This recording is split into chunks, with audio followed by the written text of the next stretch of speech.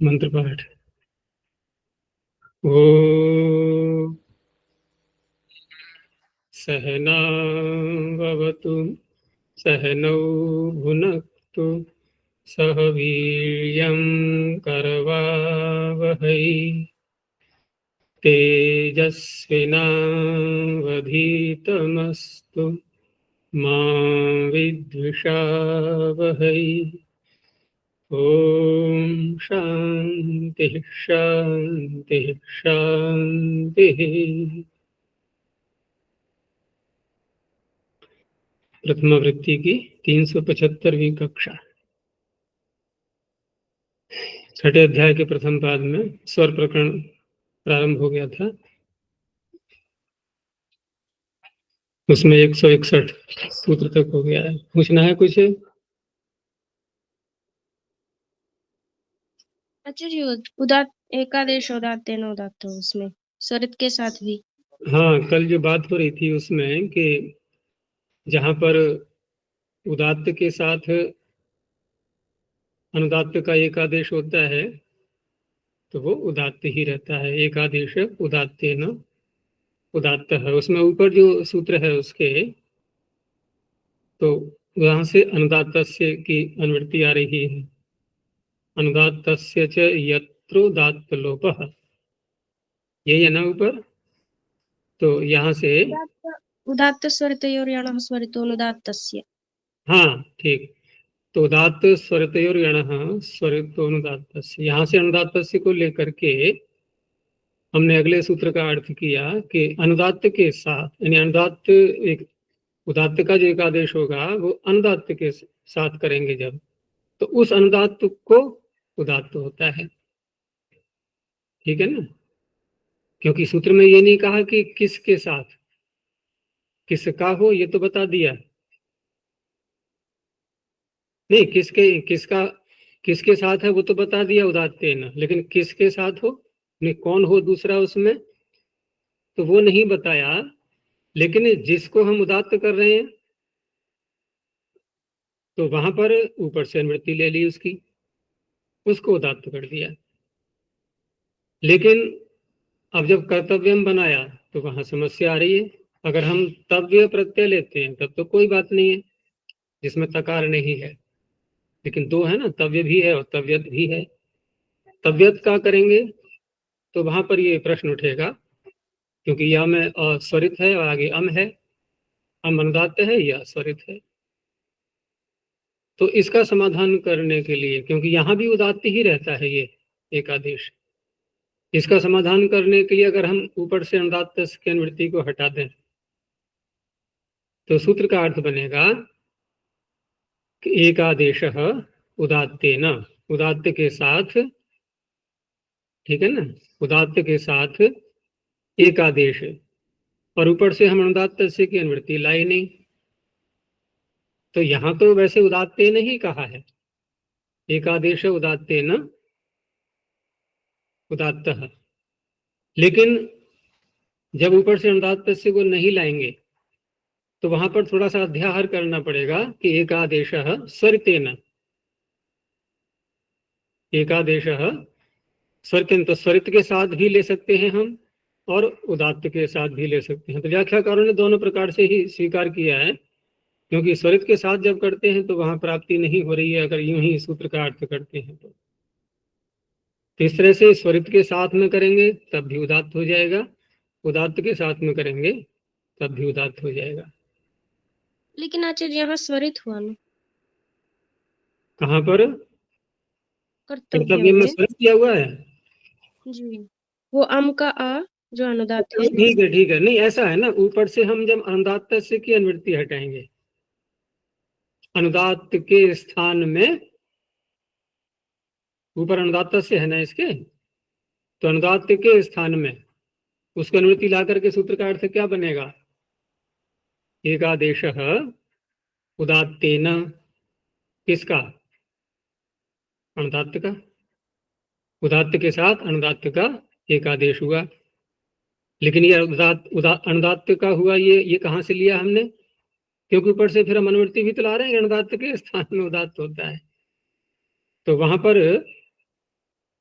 वहां पर यदि हम इसको उदात्तेन के साथ में इतना बोल तो दिया हमने, लेकिन ऊपर से यदि उसकी अनुवृत्ति न लाएं अनुदात्त की, तो यहाँ क्या होगा फिर कि स्वरित के साथ में, स्वरित के साथ में जो एक आदेश होगा वो भी स्वरित रहेगा।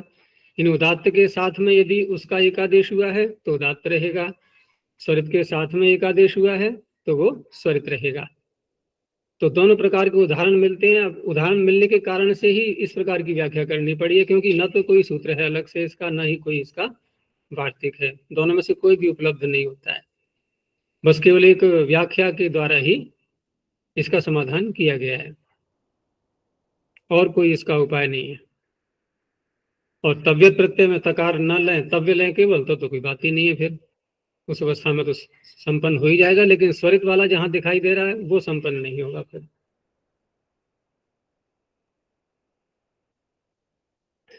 आगे जो सूत्र आ रहा है ये बहुत व्यापक सूत्र है।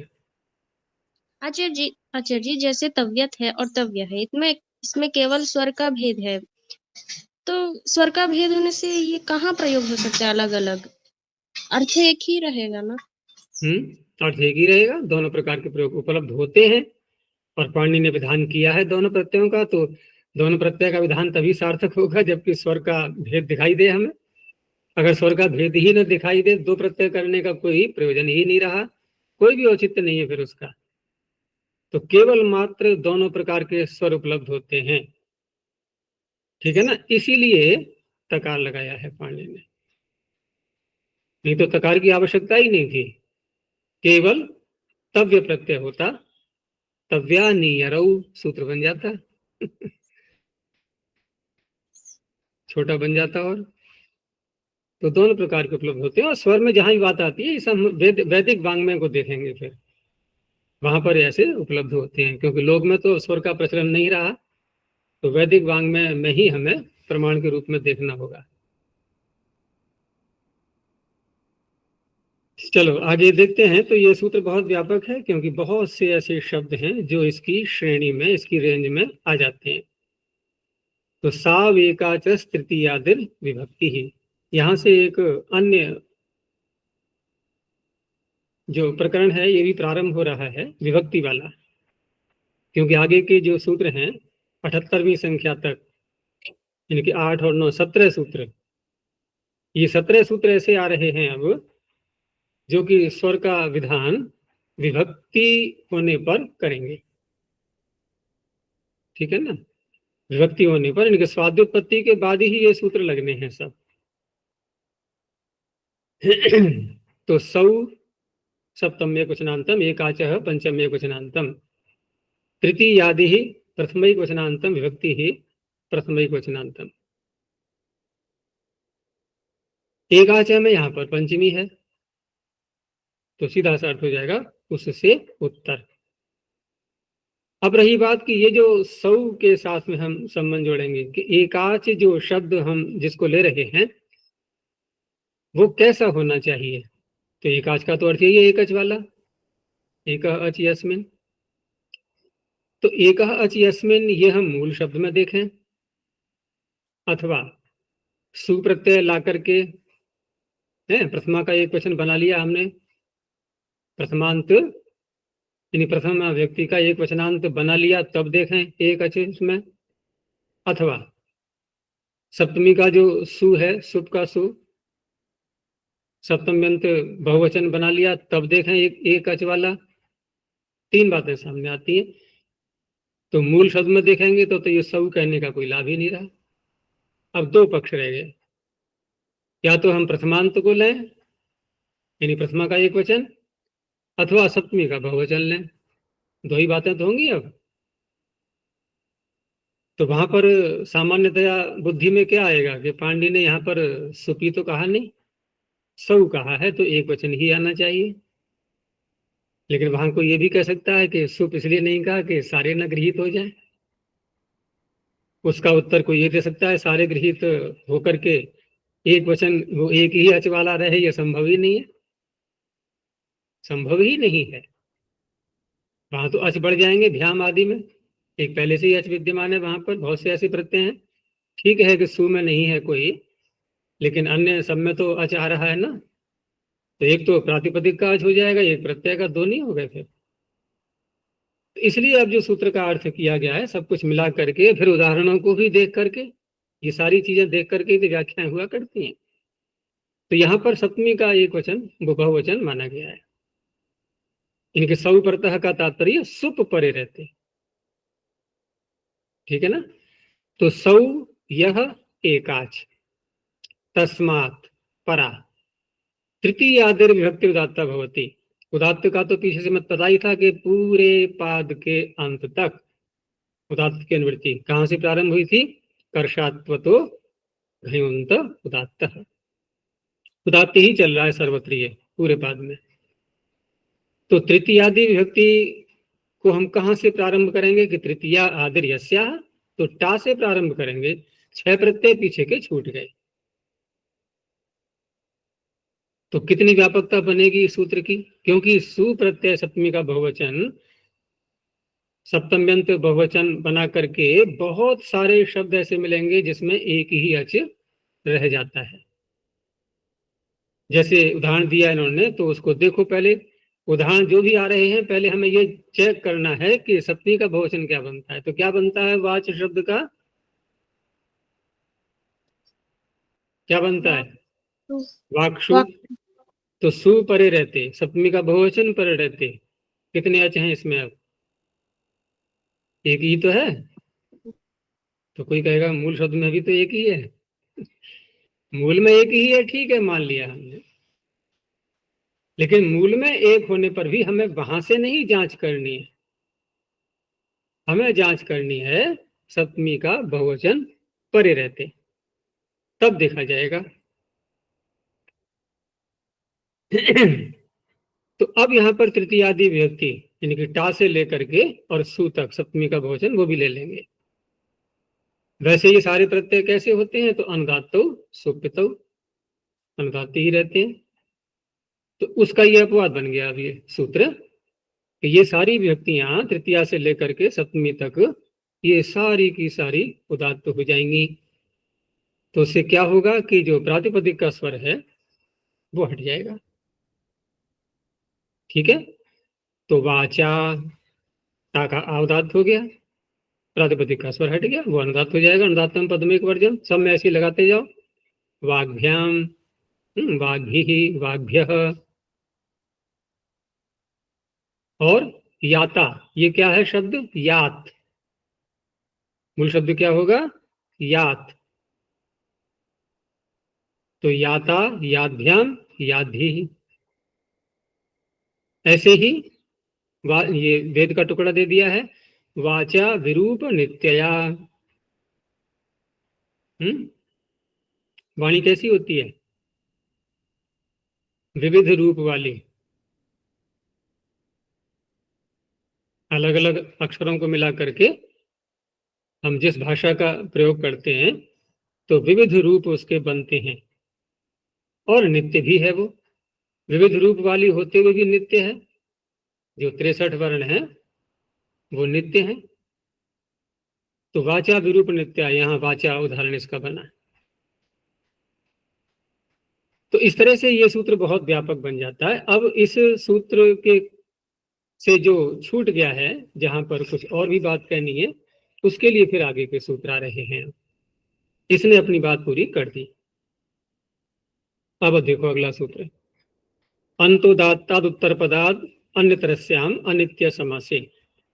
अंतोदात्ताद पंचम्य क्वचनांतम उत्तर पदाद पंचम्य क्वचनांतम अन्य तरस्याम सप्तम्य क्वचनांतम अनित्य समासे सप्तम्य क्वचनांतम।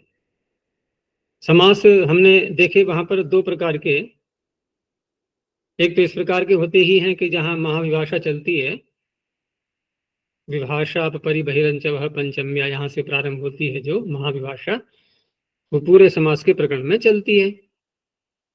लेकिन बीच में ही एक सूत्र आया था, नित्यम क्रीड़ा जीविकयो। तो यहां से नित्यम कह करके कुछ सूत्र आगे और भी हैं जिनमें नित्यम की अनुवृत्ति ले जाते हैं, वो कहलाता है नित्य समास। लेकिन यहां सूत्र क्या कह रहा है, अनित्य समास है। इसका अर्थ है उस प्रकरण को छोड़ देगा। अब ये प्रादि समास होते हैं वो भी नित्य कहलाते हैं, ये सब उनको छोड़ करके वहां लगेगा, पहली बात। दूसरी बात यह है कि जिस शब्द को ये पकड़ रहा है वो होना चाहिए अंतोदात्त। वो होना चाहिए अंतोदात्त।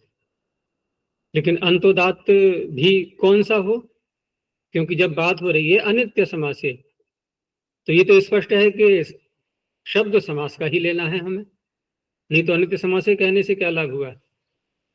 अनित्य समास से कहने से समास ही तो लेंगे, ठीक है ना। लेकिन समास वो लेंगे जहां विकल्प चल रहा है, विकल्प के अधिकार में जो सूत्र हैं विभाषा के अधिकार में, नित्य वाला नहीं लेंगे, यही तो बात होगी। लेकिन समास तो हुआ ना, समास का निर्णय तो हो ही गया।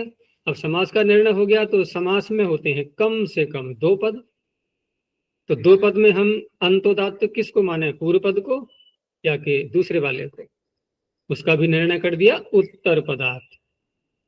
उत्तर पद में देखेंगे अंतोदात्त।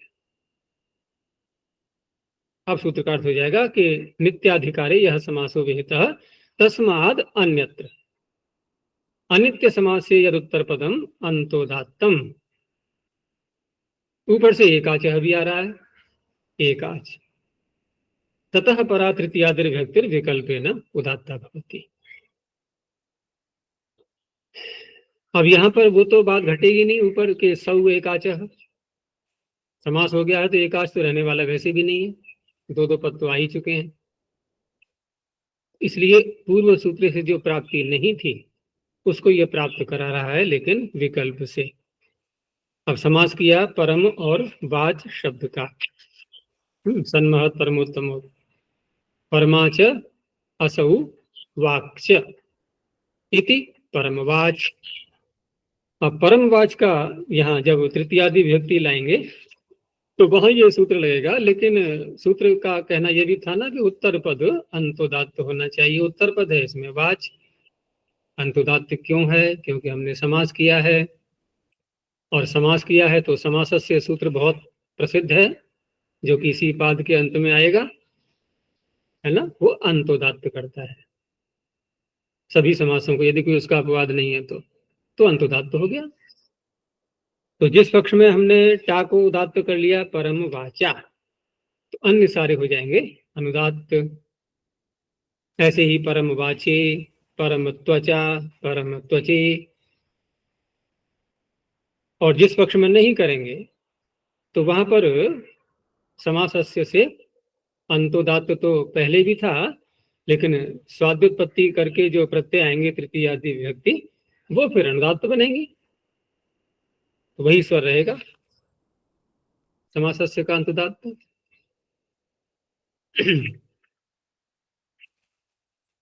बस इतना ही कार्य है इसका।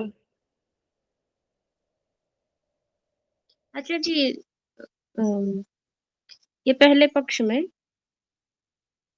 सुप लाने से पहले समासस्य से वा उदात्त रहता। समासस्य से, क्योंकि समासस्य सूत्र ये नहीं कहता है कि वो प्रातिपदिक बन चुका हो, समास हो जाए बस केवल। वो ठीक है कि समास बनने के बाद प्रातिपदिक संज्ञा हो ही जाती है, लेकिन प्रातिपदिक के बाद हम रुकते तो नहीं, हम स्वादुत्पत्ति करने लगते हैं। लेकिन समासस्य सूत्र को स्वादुत्पत्ति की अपेक्षा नहीं है, वो तो समास होते ही अपना कार्य कर देगा। तो अंतोदात्त हमें दिखाई दे रहा है। अब उसके आगे तृतीय आदि व्यक्ति जो लाए हैं हम, उसको अनुदात्त की प्राप्ति हो रही थी, अनुदात्त उस पिता उसे इसने विकल्प से उदात्त कर दिया, दूसरे पक्ष में अनुदात्त ही रहेगा वो।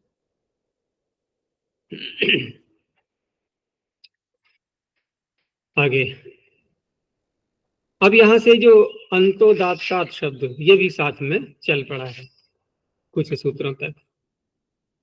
आगे है अंचेश छंदस्य सर्वनाम स्थानम, ये छंद के लिए है सूत्र। अंचे है पंचम एक वचनांतम, छंदसी सप्तम एक वचनांतम, असर्वनाम स्थानम प्रथम एक वचनांतम।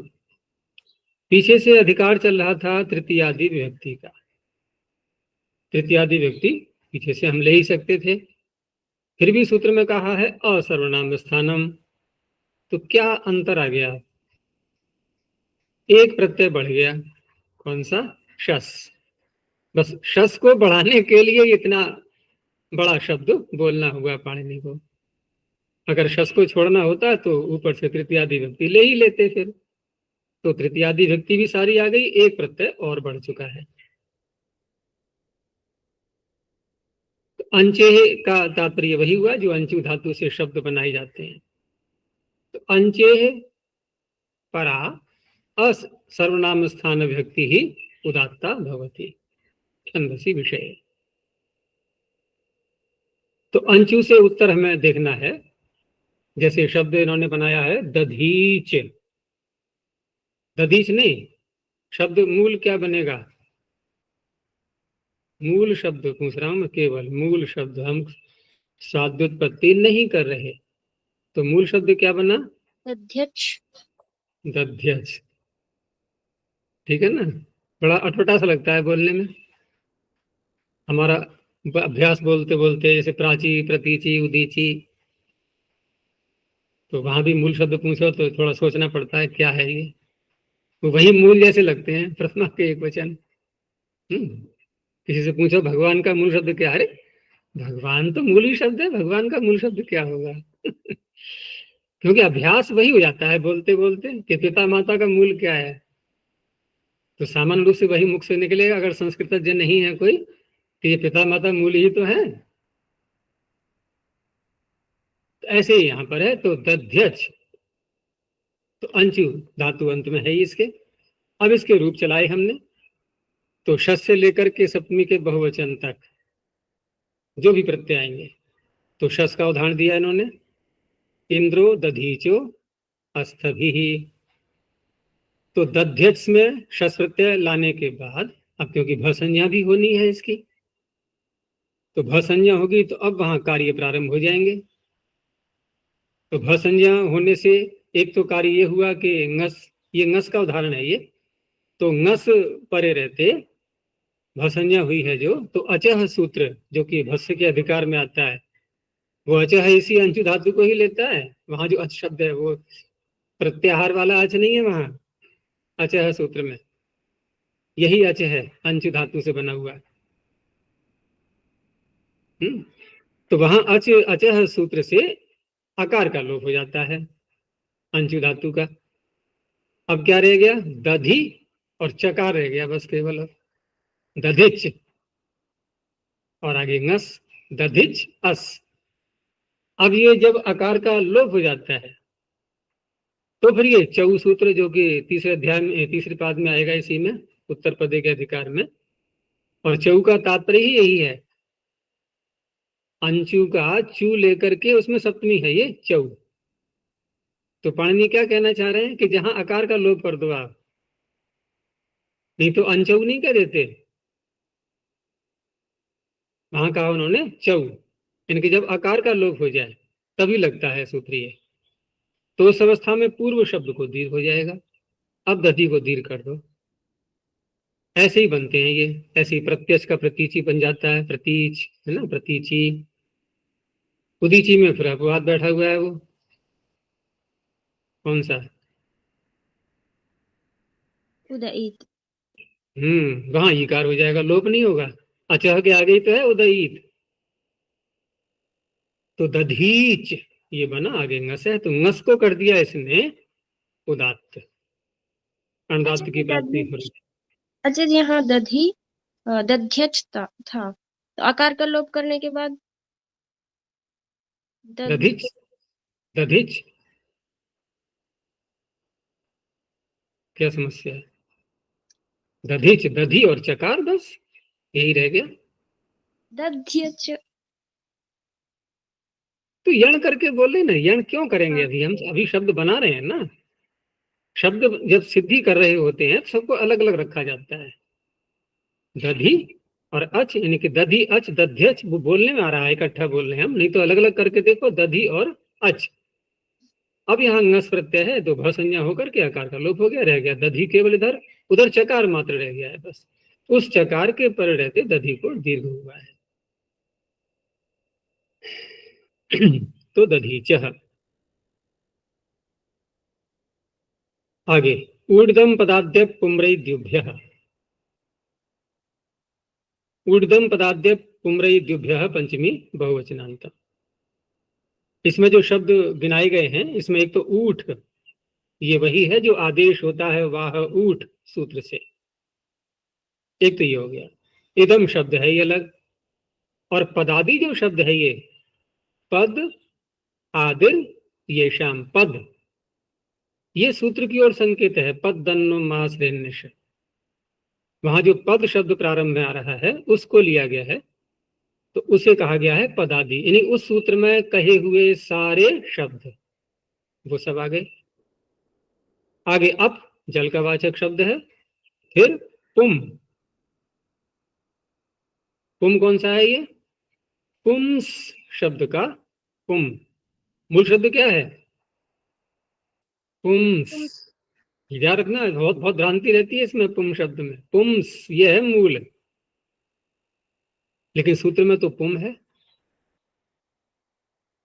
देखो सूत्र में पुम है कि नहीं है, तो पुम्स क्यों नहीं है?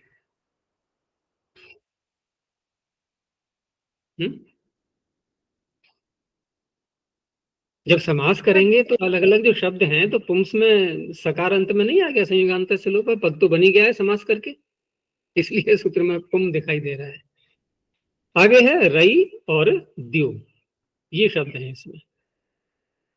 तो ऊठ इदम पदादि अप पुम रई दिव इत्यतेभ्यः, ऊपर से अंतोदात जो चल रहा था वो भी ले लिया गया है।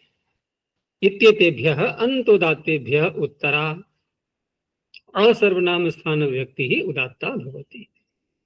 यहां भी शस से लेकर के आगे के सब प्रत्यय आ जाएंगे। तो इस तरह से इस सूत्र के उदाहरण, जैसे ऊठ का लिया पहले, तो पीछे भी हमने बनाया था पृष्ठवाह शब्द। तो पृष्ठवाह यहां पर जब इसका रूप चलाएंगे तो जहां जहां भ संज्ञा होगी वहीं लगता है ये वाह ऊठ। जैसे कि दधीच में दध्यच में वहां पर अचह सूत्र लगाया था भ संज्ञा होने के बाद, यहां वाह ऊठ लग जाएगा। तो वाह ऊठ लगा करके यहाँ पृष्ठ शस का बनाए, या पंचमी का एक वचन या षष्ठी का एक वचन, 3 स्थानों पर बनेगा। तो वाह ऊठ से वाह को हो गया ऊ, तो पृष्ठ ऊ। फिर पीछे संधि के प्रकरण में जहां सूत्र आया था तिरत्युट्सु, उससे वृद्धि कर लेंगे, तो पृष्ठौह। आगे अस है, अब यहाँ ऊठ से उत्तर, जो असर्वनाम स्थान व्यक्ति है वो उदात्त हो गई, तो पृष्ठौह। आगे बाकी सारे अनुदात्त हो जाएंगे। तृतीया में पृष्ठौहा। ऐसे ही इदम शब्द का रूप चलाएंगे।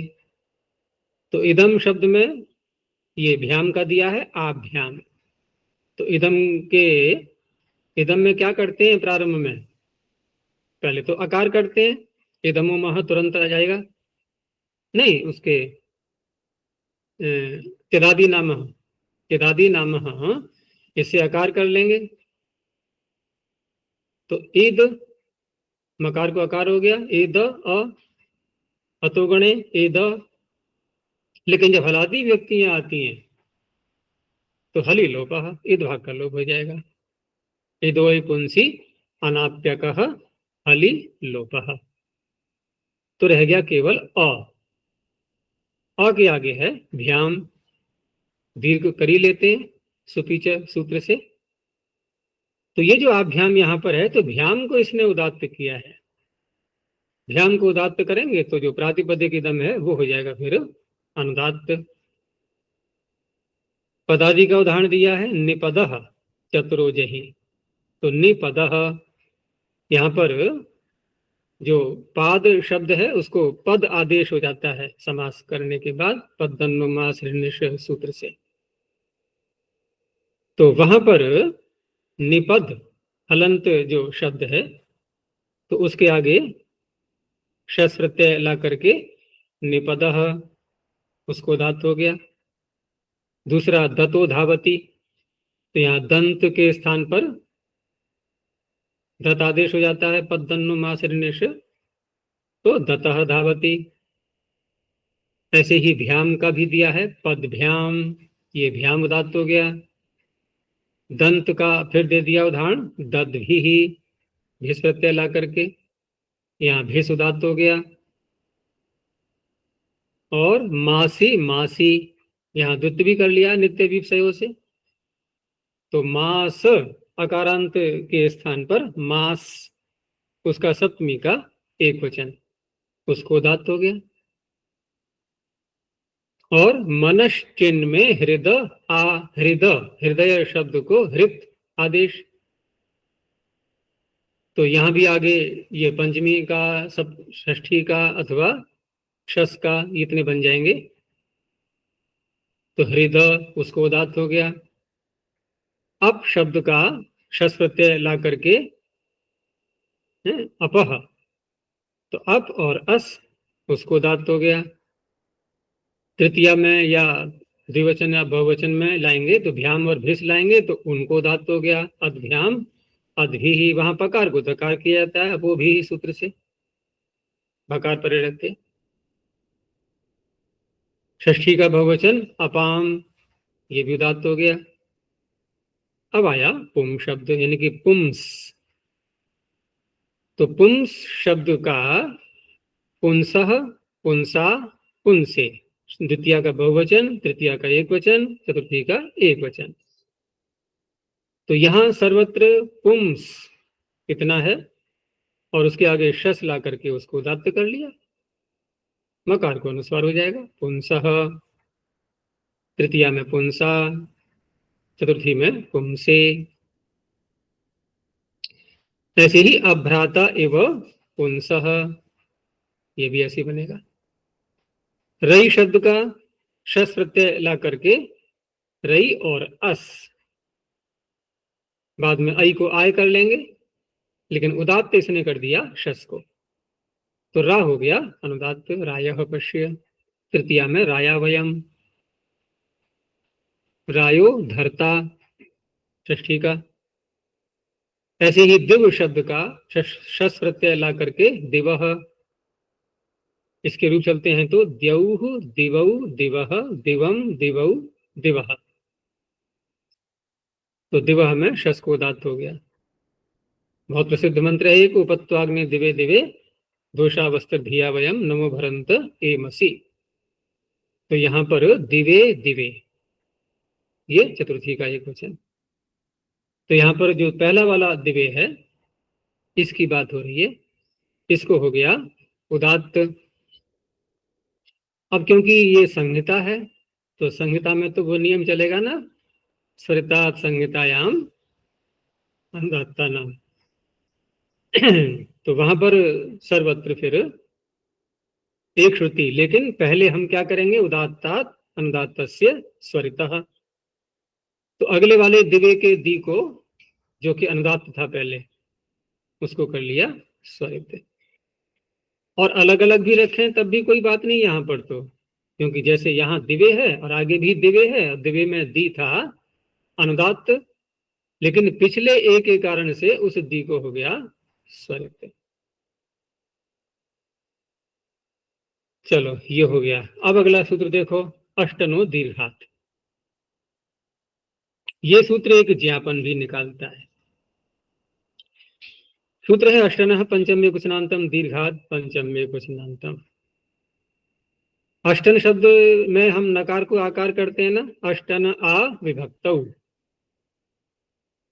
क्या अर्थ है वहां पर, केवल विभक्ति चाहिए उसको, बस विभक्ति पर रहते अष्टन के नकार को आकार कर देगा वो। जब अष्टन के नकार को आकार कर देगा तो क्या बन जाएगा शब्द, अष्टा,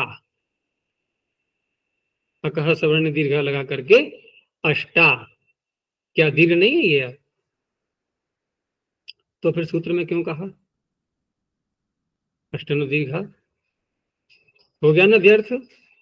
अब व्यर्थ होकर के ज्ञापन निकला कि ये जो अष्टन अव्यक्त दीर्घ करता है ये विकल्प से होता है,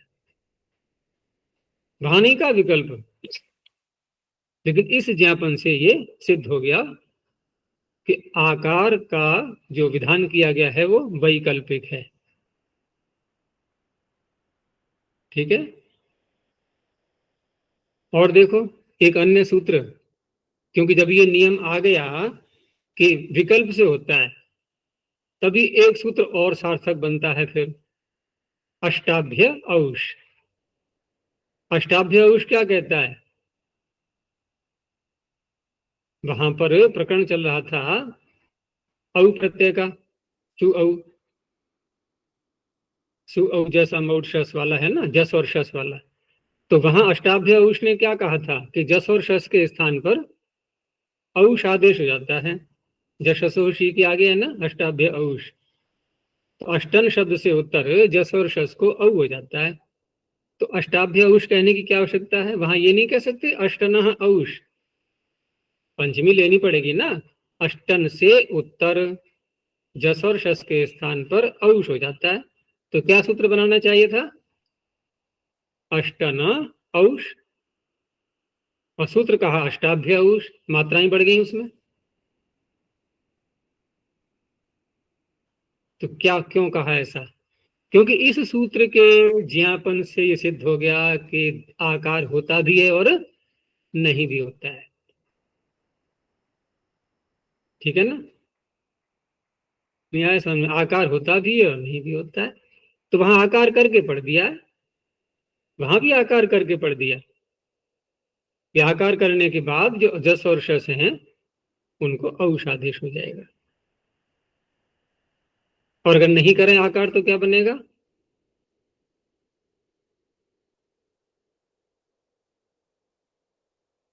बनेगा ही नहीं। क्योंकि जब पाणिनि कह रहे हैं कि औष आपको वहीं करना है जहां आकार हो रहा है, तो आकार करके ही औष करना है और उसी का प्रयोग मिलता है वहां पर। आकार का विकल्प होने पर भी, आकार का विकल्प होने पर भी ये जो प्रयोग हैं विकल्प वाले, कि आकार न हो तब भी हम प्रयोग करें, तो उस अवस्था में औष नहीं कर सकते। फिर वहां क्या करेंगे? फिर जस शो शीशे उससे जस और शस का षड्भ्यो लोक से लुक कर देंगे। षट संज्ञा तो है ही ना अष्टन की, तो षट संज्ञा होने से षड्भ्यो लोक से लुक हो जाएगा। तो क्या बनेगा फिर? अष्ट, अष्ट जैसे पंच है, पंच प्रथमा का बहुवचन, द्वितीय का बहुवचन। लेकिन जब औष करना होगा तो पाणिनि क्या कह रहे हैं कि अब आप ऐसा मत करना कि नकार को आकार न करो और बोलने लगो कि अष्टनौ अष्टनौ, ऐसे नहीं। यही तो बनेगा फिर। जिसमें क्या बनेगा? अष्टन और औ, अष्टनौ। और बल्कि दीर्घ भी प्राप्त होने लगेगा। किससे? सर्वनाम स्थान नहीं है जस, जस तो सर्वनाम स्थान का है ना। और इधर अष्टन है, तो राजा राजानौ राजानः। अब यहाँ पर एक वचन द्विवचन तो बनेगा नहीं अष्टन का, तो क्या बोलेंगे? अष्टानः। तो अष्टाभ्य औष में अष्टाभ्य कहना कब सार्थक हुआ? जब ये सिद्ध हो चुका था इस सूत्र के द्वारा कि दीर्घ विकल्प से होता है, यानी आकार विकल्प से होता है, आकार विकल्प से होता है। तो ऐसे जो अष्टन के हम जब रूप चलाते हैं ना, उसमें अन्य शब्दों के साथ भी जोड़ते हैं, जैसे अष्टादश, अष्टदश, अष्टाविंशति, अष्टविंशति, अष्टात्रिंशत, अष्टत्रिंशत। ये दो दो बनते हैं सर्वत्र संख्यावाची शब्दों में भी। चलो, तो यहाँ इसे से ज्ञापन निकला, ये बताया मैंने। लेकिन इसका कार्य क्या था? यहाँ पर उदात्त करना। तो दीर्घांतादष्टन असर्वनाम स्थान व्यक्ति ही उदात्ता भवती, अष्टाभिर दश भी। अब यहां भी जब अष्ट भी बोलेंगे, ये सूत्र हट जाएगा। अष्ट भी बोलेंगे तो भी उदात्त रहेगा, प्रातिपदिक का स्वर रहेगा। अष्टाभी ही बोलेंगे तो भी उदात्त हो जाएगा, प्रातिपदिक का स्वर हट जाएगा, वो अनुदात्त हो जाएगा। अष्टाभी, अष्टाभ्य। वैसे अष्टन शब्द स्वरूप से कैसा है ये? तो घृतादि नाम से जो फिर सूत्र में सूत्र आता है, उससे ये अंत उदात्त माना गया है। घृतादि नाम से उसमें कुछ शब्द पढ़े हुए हैं। आगे देखो, शत्रु नमो नद्य जादी। चतुः पंचम्य क्वचनांतम अनुम पंचम्य क्वचनांतम नद्यजादि प्रथमा द्विवचनांतम। चतुः ये क्या है? क्षत्रि का। कहीं शतुर्मुर्ग का, कहीं शतुः समझने लगा। तो क्षत्रि का बना है ये शतुः। अब रही बात कि अनुमः क्यों कहना पड़ रहा है? क्योंकि अनुमः का अर्थ होगा न विद्यते नुम यत्र यस्मिन, जिसमें नुम नहीं है, तो इसका अर्थ है कि नुम होता है। क्षत्रिय प्रत्यय जब करते हैं तो नुमागम होता है। कौन से सूत्र से होता है? तो नुम का प्रकरण जहां आया हुआ है वहां देखो सूत्रों के लिए।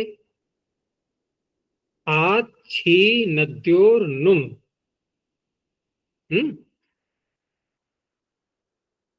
आत अर्थात अकारांत शब्द, जो अकारांत अंग हैं उनसे उत्तर। शी नद्यो हो, शी परे हो अथवा नदी परे हो, है? तो नदी के पास जाना पड़ेगा पहले।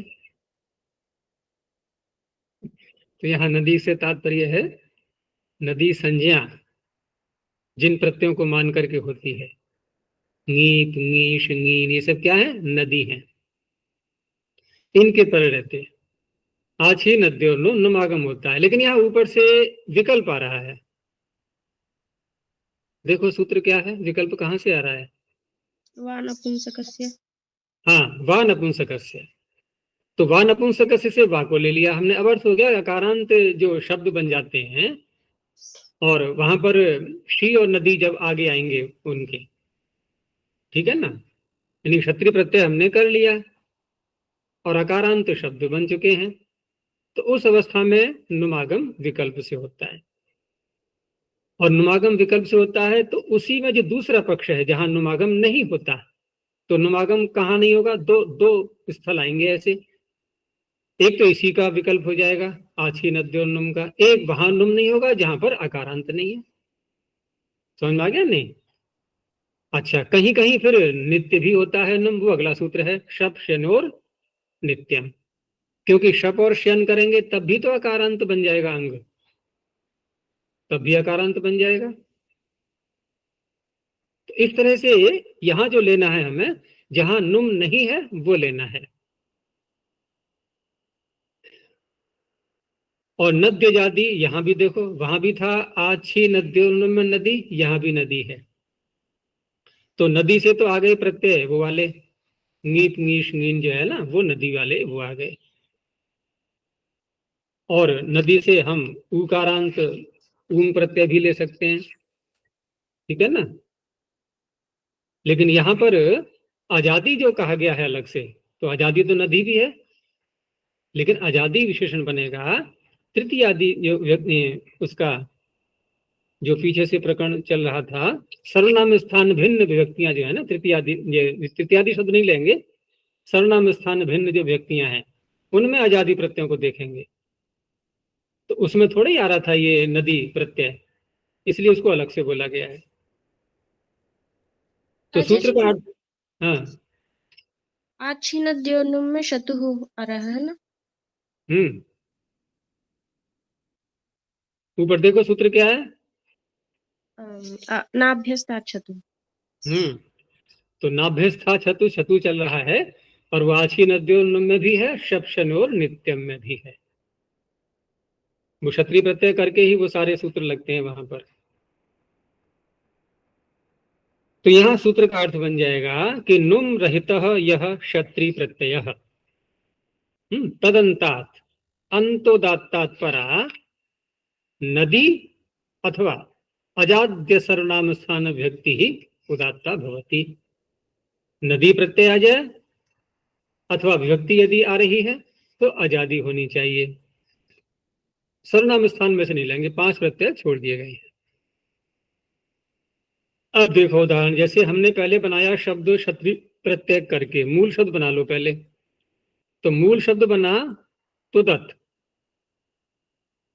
अब बताओ यहां तुदत में नुमागम होगा या नहीं होगा? देखो नुमागम का विधान कहाँ किया है, पहले तो ये देखो। तो नुमागम का विधान किया है आछी नद्यो नुम, यहाँ जो सूत्र है ये क्या परिणति कर रहा है नुमागम? शी और नदी, शी नद्यो हो। तुदती में क्या दिखाई दे रहा है? शी है या नदी है?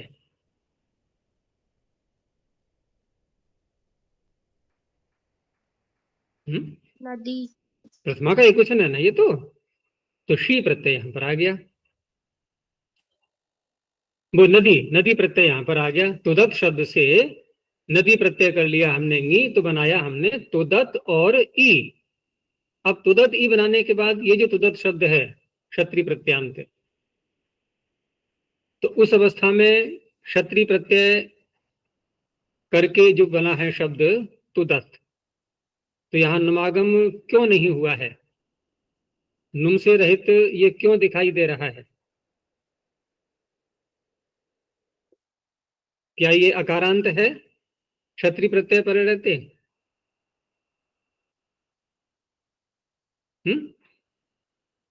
नहीं है। तो दादिभ्य शह, श प्रत्यय नहीं करेंगे, तो श प्रत्यय करके तो द और अत, देखो अकारांत है कि नहीं है अकारांत।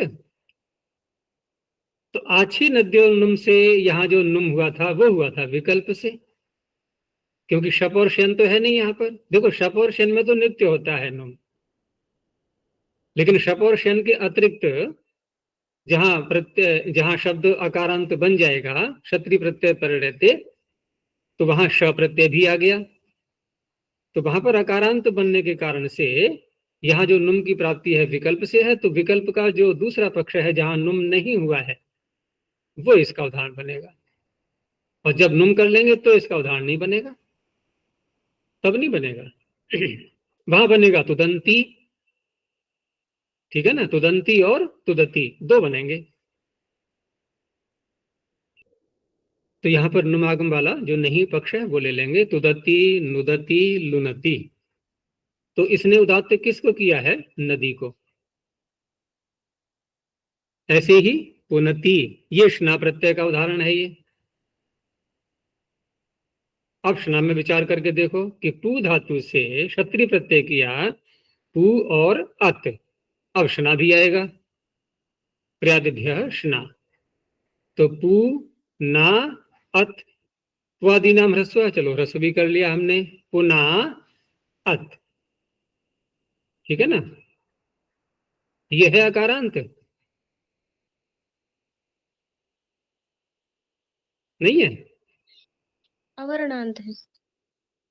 अवर्णांत है, ठीक है ना। तो वहां पर तक तपर नहीं है, वहां भी आछी नद्यों में आत है, वो सभी आ जाएंगे। तो यहां भी जिस पक्ष में नुमागम नहीं हुआ उस पक्ष में आकार का लोप हो जाएगा, स्नाभ्यस तयोरातः, क्योंकि स्ना प्रत्यंगित है, तो यहां भी नीप को उदात्त हो गया, पुनति। ऐसे ही जानती, ये भी इसी के समान है, जानती में भी। और आजादी प्रत्यय का दिया उदाहरण इन्होंने, उसी उन्हीं शब्दों को ले लो फिर से। जैसे तुदती जो शब्द था, तो वहां तो स्त्रीलिंग बनाया हमने शी प्रत्यय करके, भुंगी प्रत्यय करके। अब यहाँ पर तुदत मूल शब्द को लेकर के और टा प्रत्यय, टाप आया, वो तृतीया का एक वचन टा प्रत्यय आ गया, तो ये भी नुम रहित ही है। यहाँ नुम की प्राप्ति हो रही है क्या? यहाँ विकल्प से जो नुम होता है, क्या ये दूसरा पक्ष है जिस पक्ष में नुम नहीं हुआ है? क्या है फिर ये? केवल क्षत्र किया है। यहाँ तो नुम की प्राप्ति ही नहीं है, न विकल्प है न कुछ है। तो इस तरह से दो स्थल मिल जाएंगे इसको, इस सूत्र को। एक तो वो स्थल जहां पर कि विकल्प का दूसरा पक्ष जहां नुम नहीं होता, और एक वो स्थल जहां पर कि नुम होता ही नहीं है। तो दोनों नुम रहित ही तो है, एक विकल्प के कारण से नुम रहित है, एक स्वभावतः ही नुम रहित है।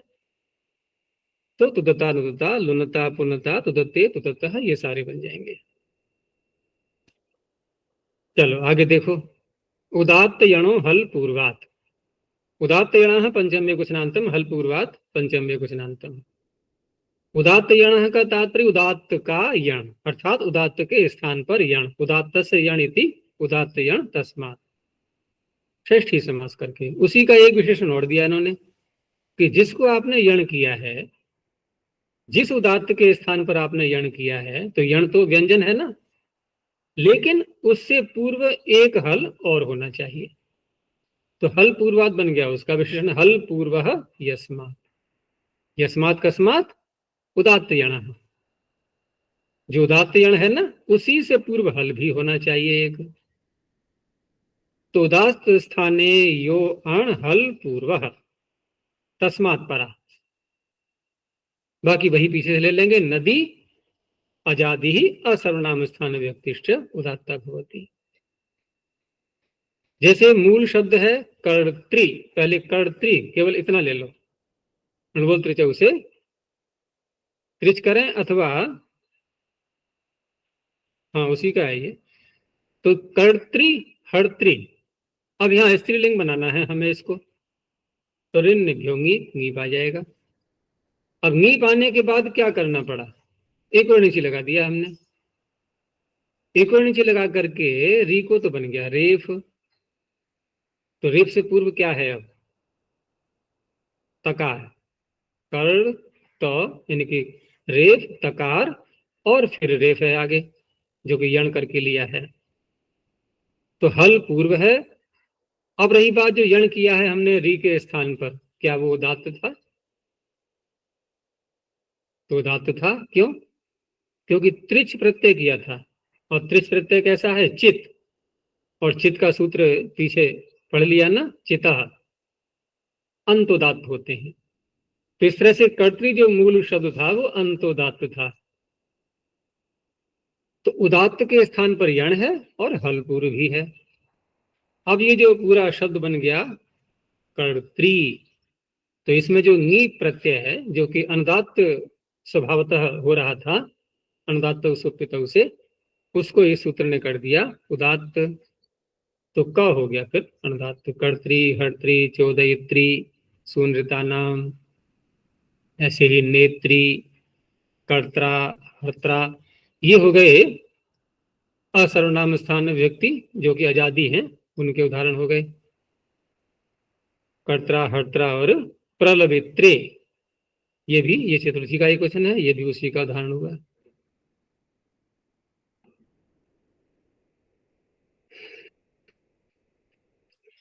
यहाँ इन्होंने ये भी बता दिया है कि ये जो हमने उदात्त का विधान किया है तो ये भी क्यों करना पड़ा है, क्योंकि क्या प्राप्ति होती फिर उस अवस्था में, तो एक सूत्र जो 8वें अध्याय में आएगा, उदात्त स्वरितयोर यण स्वरितः अनुदात्तस्य, यण किया था ना हमने री के स्थान पर, तो उदात्त के स्थान पर यण किया है, तो नियम ये काम करता है कि आप यण आदेश चाहे उदात्त के स्थान पर करें अथवा स्वरित के स्थान पर करें, ठीक है ना, तो उस अवस्था में अनुदात्तस्य स्वरितः, अनुदात्त को स्वरित हो जाता है। तो ये जो प्रत्यय आगे आ रहे थे नदी और असर्वनाम स्थान व्यक्ति वाले, ये सब अनुदात स्वरित प्राप्ति, स्वरित की प्राप्ति हो रही थी इनमें, तो स्वरित न हो जाए वहां पर, उसके लिए इस सूत्र ने उदात्त का विधान किया है। अब इसका एक अपवाद आ गया है ये कि नोंग धातु हो न अव्यपदम ऊंग धातु हो षष्ठी द्विवचनांतम, क्योंकि उदात्त के स्थान पर यण की बात हो रही थी।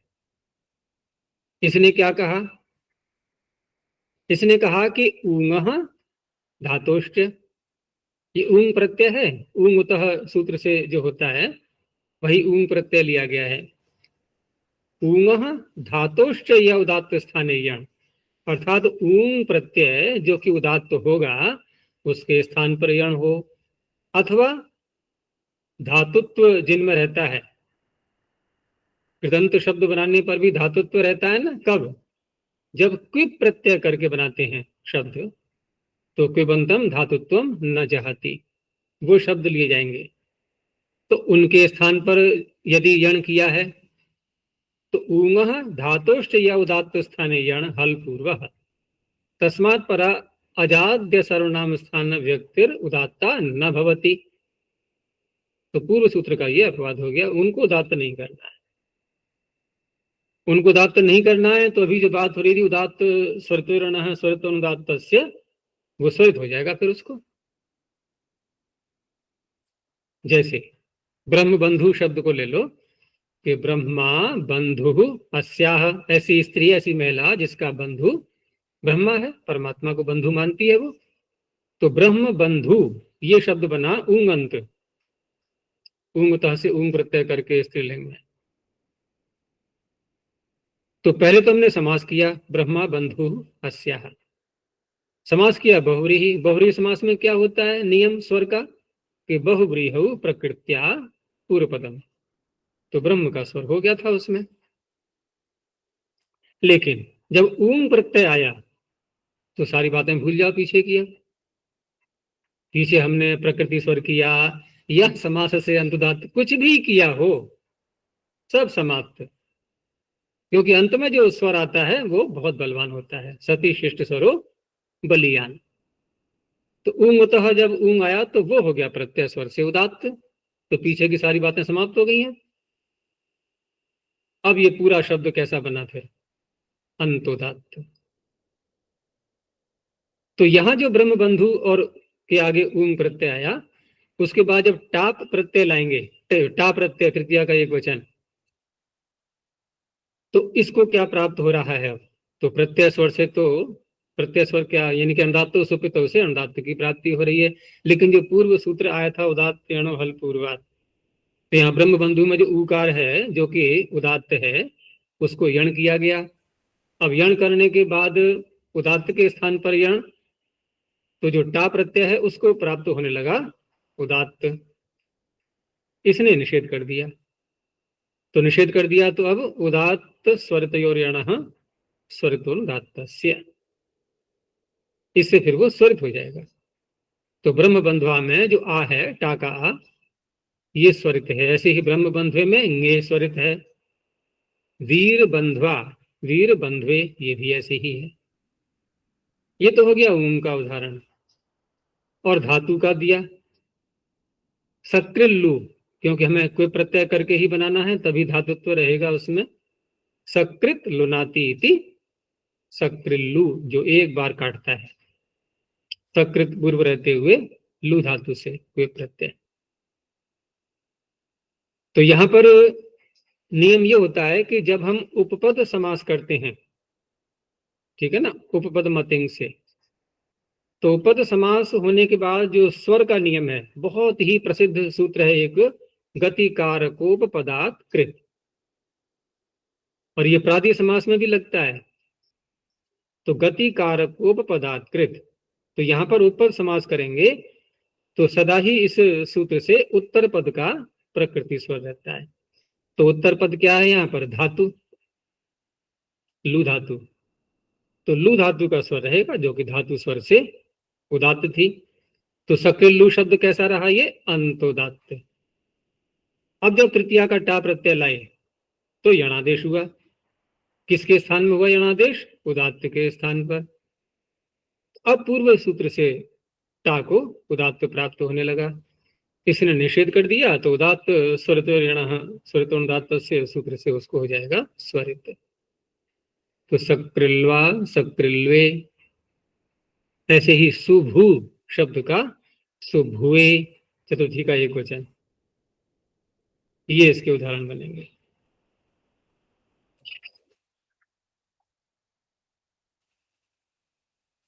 आगे ह्रस्व नुड्भ्याम मतु, ह्रस्व नुड्भ्याम पंचमी द्विवचनांतम मतु प्रथमैक वचनांतम। ह्रस्व से तात्पर्य यहाँ पर ह्रस्वांत, और नुट तो आगम होता ही है, उसको ले लेंगे। और अंतोदात्त की पीछे से अनुवृत्ति आ रही है। तो ह्रस्वांतात अंतोदात्तात नुटश्च परः मतुप उदात्तो भवति। बहुत सरल अर्थ है कि मतुप को उदात्त करना है। मतुप प्रत्यय तो बहुत सारे शब्दों से होता है, लेकिन यदि हमने अंतोदात्त ह्रस्वांत शब्द से मतुप किया है, अथवा नुट के आगे आ रहा है मतुप, दोनों ही अवस्थाओं में उसको उदात्त होगा। और वैसे क्या प्राप्त हो रहा था, वहां पित्त होने के कारण से अनुदात्त सुपित से अनुदात्त प्राप्त हो रहा था। अब जैसे शब्द बनाया अग्नि, तो अग्नि शब्द का स्वर क्या है, स्वयं में धातु स्वर लेते हैं पहले, फिर अंगेर नलोपश्च सूत्र से प्रत्यय लाते हैं नी, और नकार का लोप भी कर देते हैं जो नुमागम करके आता है। तो अग और नी, अब नी प्रत्यय उदात्त रहेगा प्रत्यय स्वर से, तो धातु का स्वर हट गया, तो पूरा शब्द कैसा रहा, अंतोदात्त, और ह्रस्व भी रहा, ह्रस्वांत भी रहा। इस सूत्र का विषय बन गया। उससे किया हमने मतुप अग्नि मत। अब मतुप जो अनुदात्त की प्राप्ति हो रही थी, इसने कहा नहीं, अंतोदात्त ह्रस्वांत से आगे मतुप उदात्त रहेगा। तो मतुप उदात्त रहेगा, तो अभी अग्नि का स्वर हट गया पूरा, वो सब अनुदात्त हो जाएगा। तो अग्निमत उसका रूप है अग्निमान। ऐसे ही वायुमान, कर्तृमान, हर्तृमान, ये सारे हो गए ह्रस्व के उदाहरण, अंतोदात्त ह्रस्वांत के उदाहरण। आगे नुट का उदाहरण दिया है। तो नुट के उदाहरण में मूल शब्द है अक्षी, आंख को बोलते हैं ना अक्षी। तो अक्षी शब्द से मतु प्रत्यय किया, अक्षी और यानी आंख वाला, अक्षी अस्य अस्ति इति। अब ऐसा विग्रह करके मतुप तो ले आए, अक्षी और मत। अभी इसको नहीं लगाना है हमें कि ह्रस्वांत अंतोदात्त देखें, अभी नहीं। अब क्या सूत्र लगा, वैसे तो अनंग आदेश अन्य शब्दों में किया गया है, लेकिन यहां अक्षी में अनंग करने का सूत्र अलग से बनाया पाणिनि ने, छंदस्य भी दृश्यते। क्या है इसके ऊपर, अस्थि दधि सक्थि अक्षी, अस्थि दधि सक्थ्यक्षणाम अनंग उदात्त। और वहां अनंग को उदात्त कहा गया है। फिर आगे सूत्र एक और बना दिया, क्योंकि वो तो विभक्ति परिणति करता है। आगे सूत्र बना दिया छंदस्य भी दृश्यते, कि वेद में इन शब्दों को अनंग आदेश होता है। तो कहने का तात्पर्य, आप जिन प्रत्ययों के परिणति कर रहे हो उन्हीं की बात नहीं हो रही है, ये अन्य स्थलों पर भी ये आदेश मिलता है। तो मतुप प्रत्यय परिणति भी अक्षी शब्द के स्थान पर अनंग आदेश हो गया, अंगित होने से इंगित सूत्र से अंतिमल के स्थान में होगा। तो क्या बना, अक्षी में एकार को कर दो, अनंग का अन, उधर रह गया अक्ष फलंत, आगे अन अक्षण, आगे मतुप का मत है, अक्षण मत, ठीक है ना, ये बना शब्द। अब अक्षण मत में, अक्षण मत इतना बनाने के बाद अब इसका हमें रूप चलाना है, ठीक है ना। अक्षण मत इतना करने के बाद जब रूप चलाएंगे और यहां पर नुडागम भी करेंगे, तो नुडागम का एक नकार यहां पर और आएगा, लेकिन नुडागम करने का भी सूत्र अलग से बनाना पड़ा है पांडे को, क्योंकि नुडागम कैसे कर लेंगे, यहाँ कोई सूत्र है क्या नुडागम करने वाला, सामान्य सूत्र कोई भी नहीं है। अक्षण और मत, तो नुडागम करने के लिए सूत्र है अनो नुट, अर्थात जो अनंत शब्द होते हैं तो उनको नुडागम किया गया है अनुनुट सूत्र से।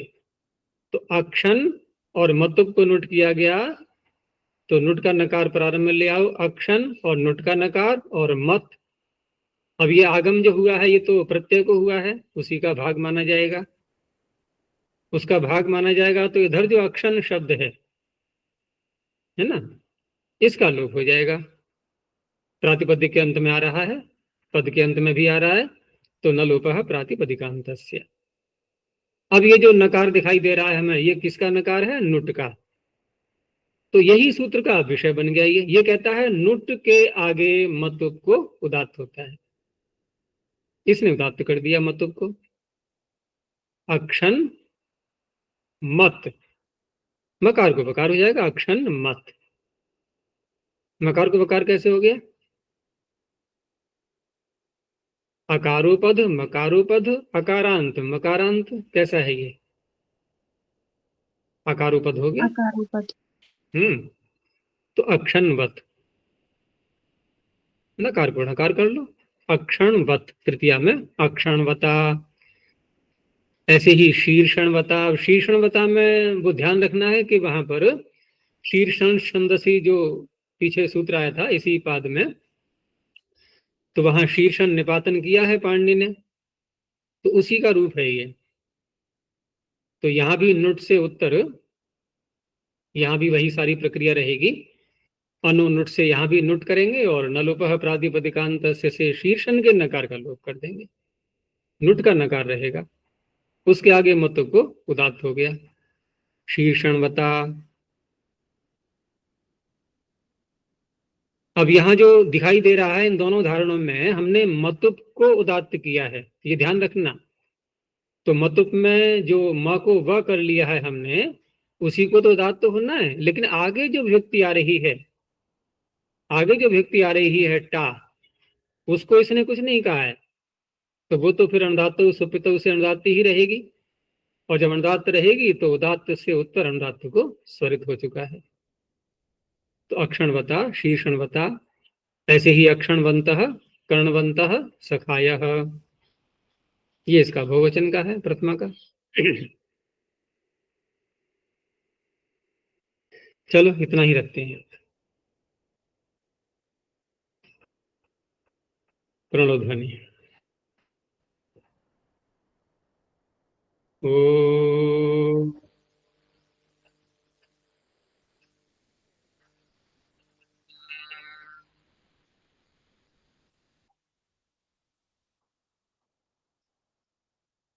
ओ